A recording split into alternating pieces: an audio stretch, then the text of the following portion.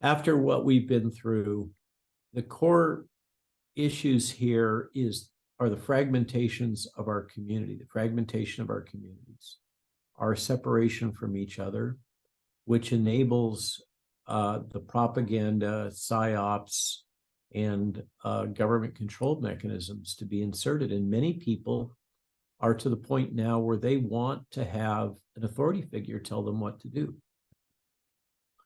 And then there's the 20% of the population that is basically in the hell no, I won't go mode.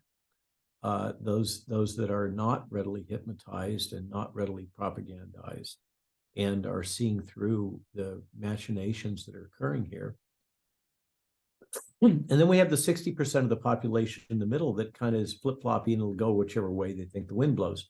Yep.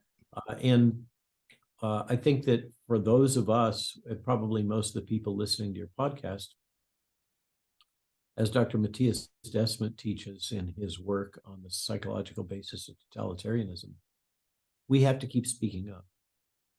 We will be attacked. We will be ridiculed. We will suffer character assassination if you're sufficiently prominent. And you have no moral choice other than to continue. Because if you don't continue to speak out in your family, in your community, in your workplace, and share truth, then the society will go even deeper into this hypnotic process that has overtaken them, that is the basis for totalitarianism. Totalitarianism being the key word there is totality. It's the whole culture. Yep. And you can replace Mr. Trudeau with Krista Friedland, and nothing's going to change. Mm-hmm. And then you can replace Krista Friedland, and there's going to be somebody else that comes up that is similarly authoritarian. So long as Canadian society, driven by fear, believes that they need to have a strong authoritarian leadership, that's what you will get. Yes. And so my counsel to you is, despite the hardships, choose a role, whether it's teacher, mentor, parent, educator, or warrior, but choose something other than victim. Don't let them victimize you.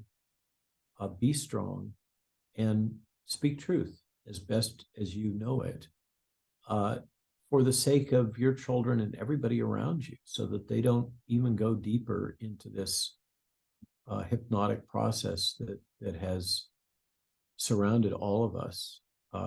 And then try to rebuild community, connect with each other. Often communities of faith have been very resistant to all of this, but it doesn't have to be a community of faith.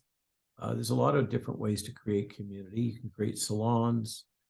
You can all go harvest tomatoes together, whatever the thing is, or go work on cars together, whatever it is that brings you together as a community, or go enjoy winter sports there in Canada.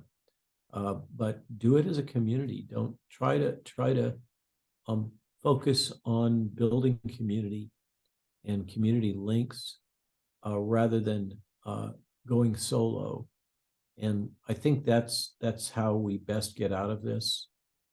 And I always use the terms, the three words: integrity, respect for human dignity, and building community as the three things that we have to keep in our minds as we try to resist what is being imposed on us.